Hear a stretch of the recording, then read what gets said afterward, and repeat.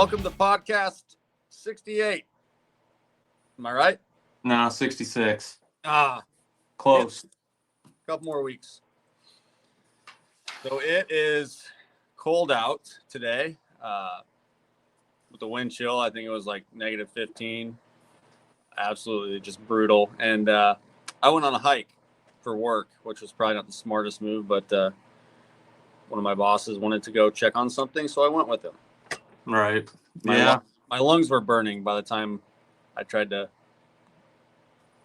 traverse up and down the mountain. Yeah. Hills of Iowa. It's a horrible day to be outside doing anything. Yeah.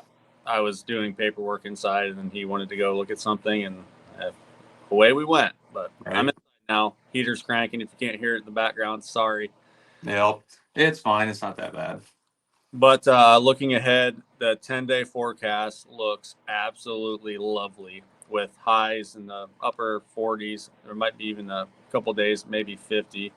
So it's nasty out there. And we kind of had a discussion before we jumped on here. Now's the time to get your plots in. That frost seeding is, you're going to want to do it sooner than later. We'll put it that way. Right. Yep. Clover. I noticed the deer have been pounding my clover plot. So digging through like the 5 or 6 inches of snow, there were, 6 or 7 does in there an hour ago. Nice. So yeah. I got a nice list of things I need to frost seed. I know you do too. And I guess we can jump into some details on that for anyone that wants to know, why frost seed? That might be a question. Why would you frost seed, Jesse? Let nature do the work for you. Really is the easiest way to describe it. I mean, clover is like probably the first thing that jumps into your head when someone says frost seeding. You can obviously frost seed other stuff, which I don't know that much about, but clover seed's so tiny. You put it on now, whether it's the ground's frozen or there's actually snow or whatever it is, and as soon as it starts melting, it seeps into the ground and it takes the seeds right in there with them.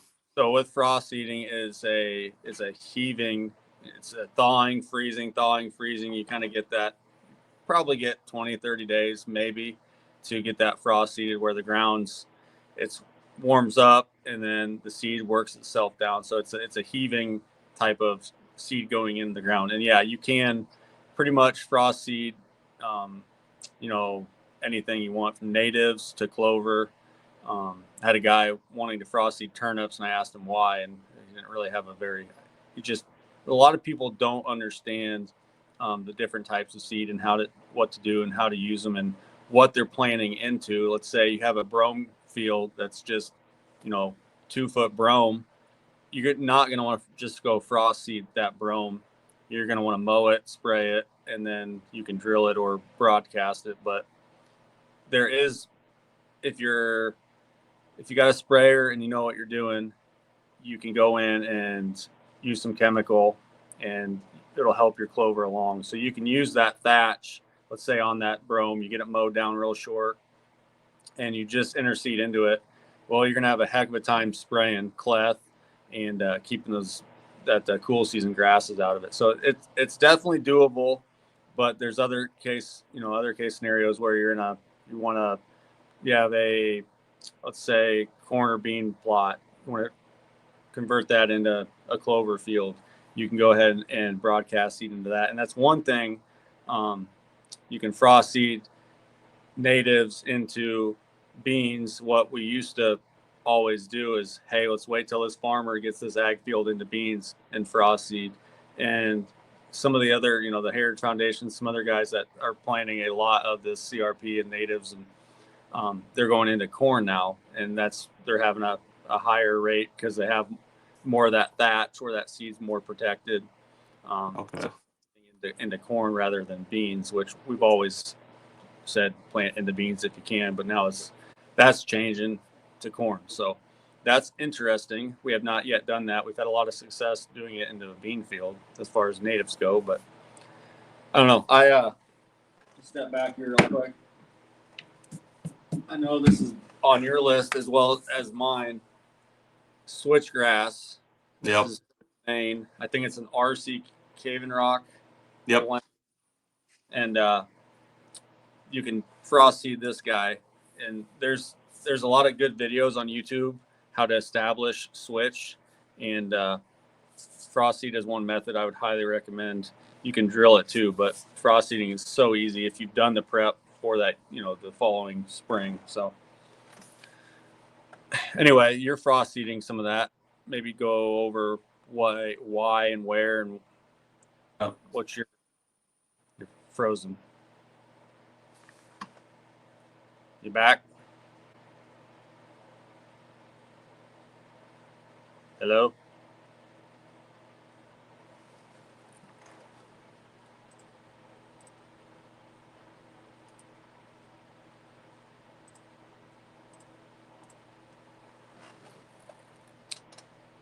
We have a frozen Jesse on the screen. That And better? Okay. we're good. So where are you going to frost seed this at? Why? And yeah, I mean, mine, like we've talked about it, I want to put some switch right along the fence row. I know it's going to be a year or two thing before it really does what I want it to do, and almost more of like a boundary thing more than anything. so kind of a view shed blocking the road type of thing to help Yeah. road hunters not driving by and looking in your field. Yeah, I mean, a little bit of that, and then maybe on the edge of food plots, in the past we've done like sorghum walls and things like that that work great. And I may still do that a little bit, but I think in the long run, switch is probably the best way to go about doing it. Yeah, and switch is pretty easy to maintain once you get it established. As far as maintenance management goes, burning it, you can mow it. It'll come back with resilience. Um, One thing I will say is if you do, and a lot of guys out there don't plant a just 2-3 acre field or a big field in a straight switch. It's not good bedding. It's not good brooding. I'm here to tell you, you're wrong. I've seen it firsthand. It is awesome deer bedding. You'll find a ton of sheds when you burn it, and the turkeys will absolutely nest in it. And I have stories on doing prescribed burns and having just eggs galore where turkeys aren't usually found. The numbers were down in that area, but the turkeys chose to nest there. The deer beds, we found sheds. So it definitely works. It's not, I guess, if you have like a 2 acre hillside on south facing slope, I would say, yeah, do it all in the switch. You can throw some natives in there too, but a dominant switch field is great for deer bedding, and you will definitely pick up sheds. Yeah, I got a few spots I want to. My farm has the predominant CRP that was drilled in, but I have some waterways that I want to. Some of them I'm going to put in food. I actually bought that domain. Was it that Dirty Bird? It's got like sunflowers and sorghum and oh god, all sorts of stuff, forage and I'm going to put some of that in there because I found this year I did not have enough tonnage of food to sustain the deer the entire season. Yeah, and I had the same thing. Like my plots are looking the best I've ever had them at my in-laws, and they just murdered. I think I have 5 or 6 small plots and a couple decent ones, but if I'd have had 6 acres planted it, I think they still would have murdered everything. I mean, it was just they're still hitting it, but it's just mowed off. So Okay. the variable there is I can only do with plant so much until I can plant that 6 acres that's in alfalfa. And even with that being said, they murdered the alfalfa. There wasn't a leaf, you know, after the fall that was left. So Right. Yeah, and I mean alfalfa is another one you can frost seed that too, can't you? yep, yep. And then as far as your farm goes, deer density numbers aren't huge, but you're going to see a huge influx, I think, once your CRP gets established and you start having that cover for them. It's going to be your biggest thing is how am I going to get into this plot or this stand without busting up, you know, 15 deer. So that's going to be Right. your biggest access.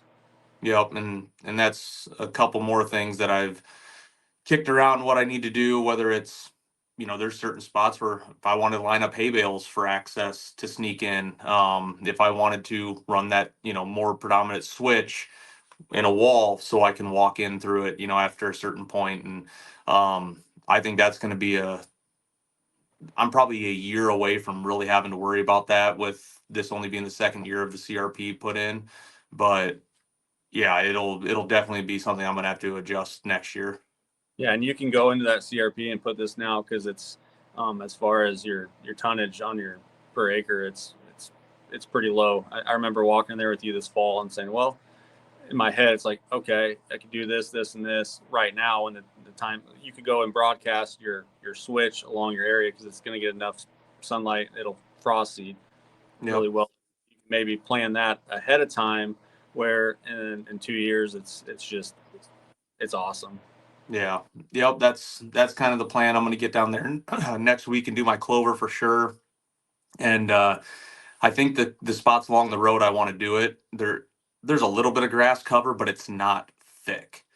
And I think I'll be able to put the switch down, let it frost seed, and then as soon as stuff dries up, mow it. And mow over the cool seasons grass and whatnot, and allow that switch to come up.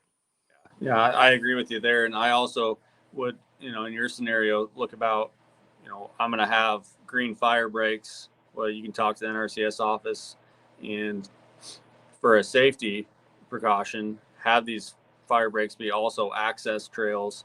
Um, a green fire break in clover is just absolutely killer.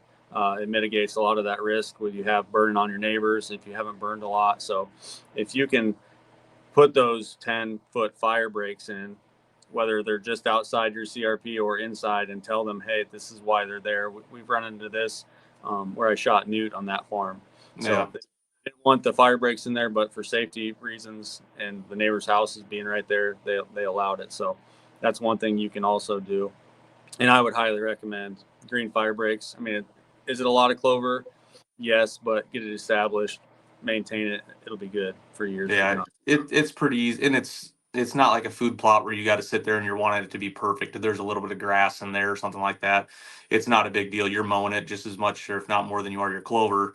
So everything will, as long as it's green and stays green, you get that buffer between that and the CRP, and that's the whole point. Is so it doesn't jump. Whether it's how wide they would let you do it, if they'll even let me do it, but I won't know until I ask. So Yeah, highly recommend that. And if it's a safety factor, I think they're going to let you do it. So, right.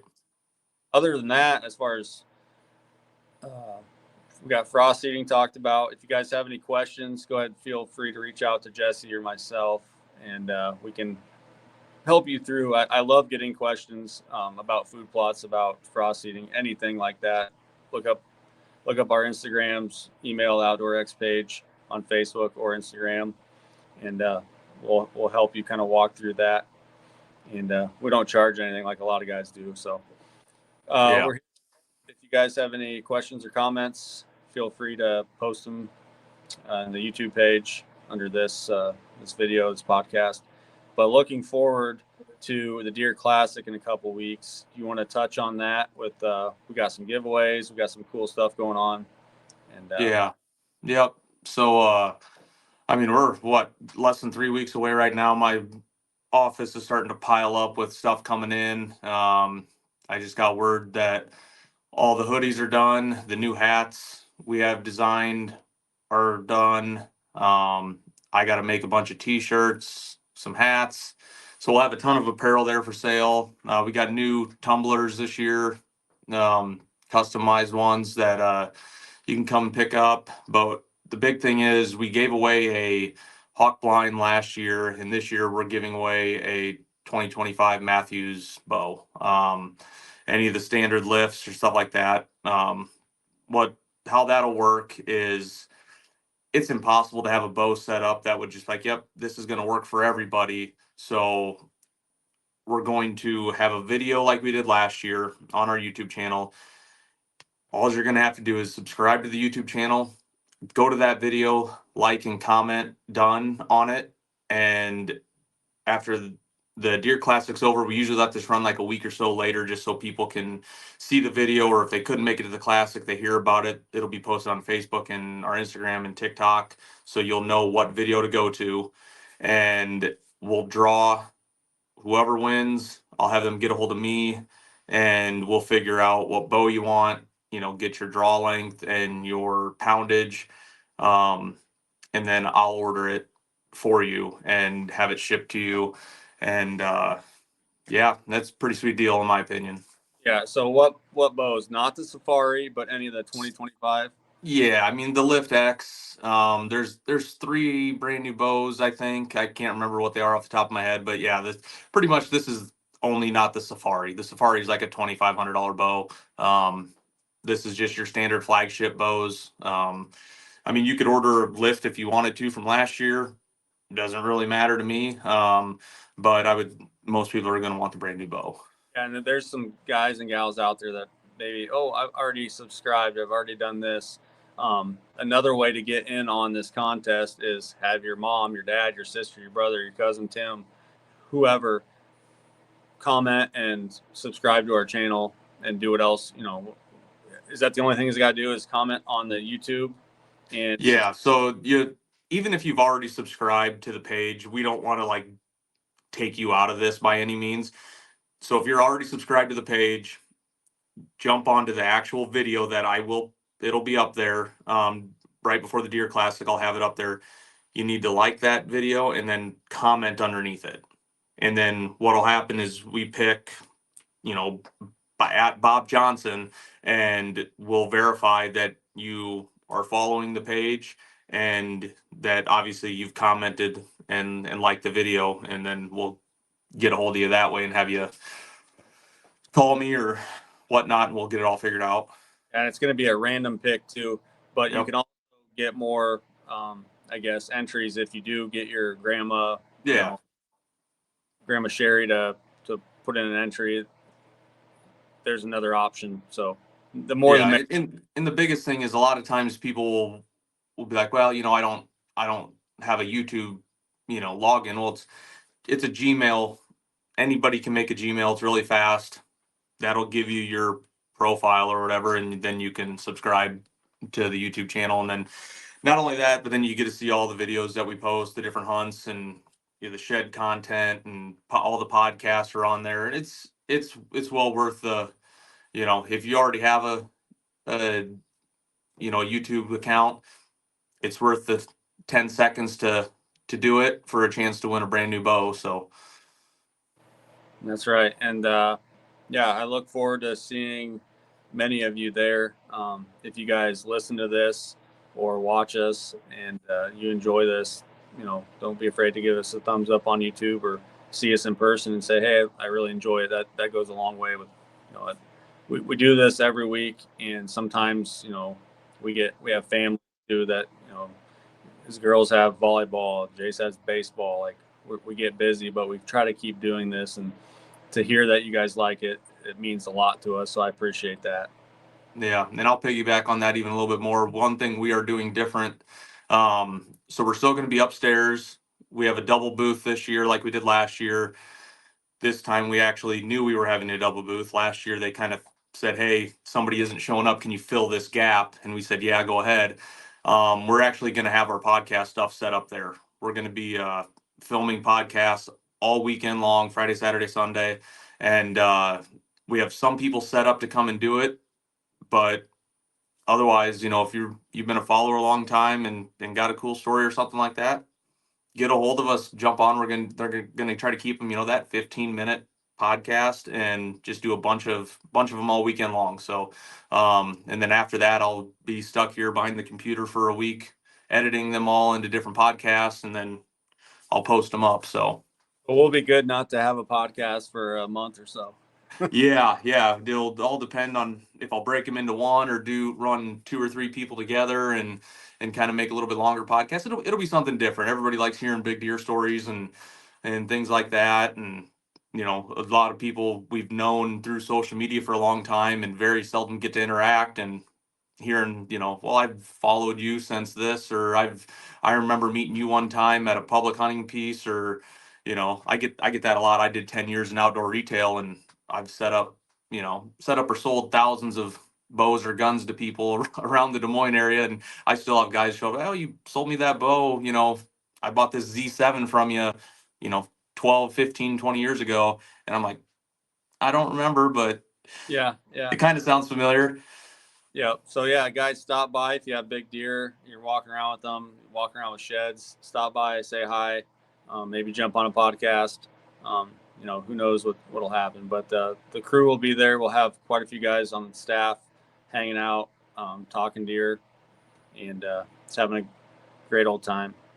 Yep, should be fun. It's getting close. I have just about everything ordered and on its way, and I figure by middle next week I'll have everything at my house. So Yep. And if there's anything that you see on the page, you want some apparel, hats, go ahead and contact Jesse for that. We got some pretty sweet hats that just got designed. So yep, hopefully we should have enough inventory for all of it, and I'll make a post here in the next week or so of once I get stuff done, kind of like what all we're gonna have there available, and it should be pretty cool. We appreciate the support, and I love watching. I get Snapchats of people with, you know, random people I don't even know they'll have on a Outdoor X hoodie or something like that, and it's pretty cool because for years we were on a team or being part of something and it was fun, but then actually having the quote unquote ownership to it, it's pretty cool and super humbling.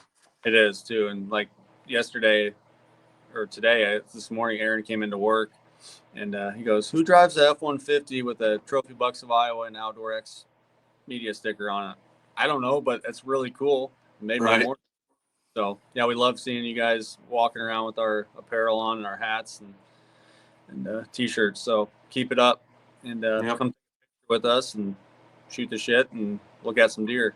I think Yep. Gavin Buck there, Thorn, Newt will be Yep. at the podcast table. Probably gonna bring his big sheds, and then I think Trent's deer should be done too. His 190, his bow okay, kill. So Trent's yep, talked to Keaton yesterday. He's got the pedestals. He'll bring them Thursday for us, and we'll be good to go. We'll have a couple pedestals there, so if you guys like them and you want to end up buying them, they're going to be for sale. Keaton's donating them, well, letting us borrow them for a couple of Right. years. Donating them to the booth so he For, can sell them. yeah, then sell them. So Yep. if you guys are on the market for a pedestal, swing by. And Yep. I bought one last year, but my girl's deer on it out in the living room. So nice. Yeah, I got one right here. yep. I got one just like it, only my turkey's on it. So Nice. Well, all right, we're going to keep this short and sweet. Jesse's got something to do after work, and I better go in and, oh, you're golfing. got golf. Well, make sure that swing's fluid and don't try to I kill need it. all the practice I can get. So Get ready for that groundhog open. yep. 100%. So all right, we appreciate it. Once again, you guys have any questions, just hop on, shoot us a message somewhere on social medias, either the Outdoor X ones or Greg and I's, and we'll do our best to answer. All right, appreciate you guys. See ya.